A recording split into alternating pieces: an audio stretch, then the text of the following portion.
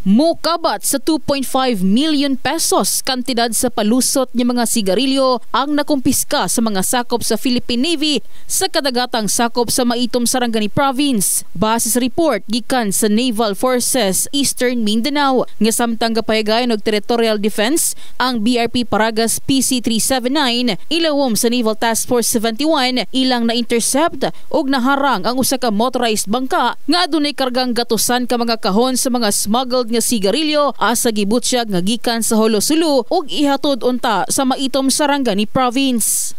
Samtang gilayon usab nga gikustodiya sa mga otoridad ang mga sakay sa maong bangka alang sa pagpailawom og dokumentasyon ug pamusangat og kaso. Sa bahin usab sa Maitom Municipal Police Station, gibutyag ni Police Major Bernard Francia nga sa ilang bahin hugot usab ang ilang pagmonitor pinagi sa mga checkpoints ug pakig-alayon sa AFP ug PCG aron dili makalusot ug makaagi sa ilang munisipyo ang mga palusot nga sigarilyo sa ilang lugar. Mga strict implementation man sa mga checkpoints.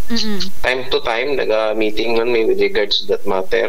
Okay. Para at least ma-prevent ang ini mga kung mga ingana nga mga butang sabi na mga magimog mga dinautan di sa atong area sa Maitom. Ang kinsamang mapamatud-an nga nalambigit sa mga palusot nga sigarilyo ang pangtangan ug silot ilawom sa Republic Act 10863 or the Customs Modernization and Tariff Act. In the heart of changing lives, kini sa MJ Fernandez sa Brigada News Jansan. Brigada News.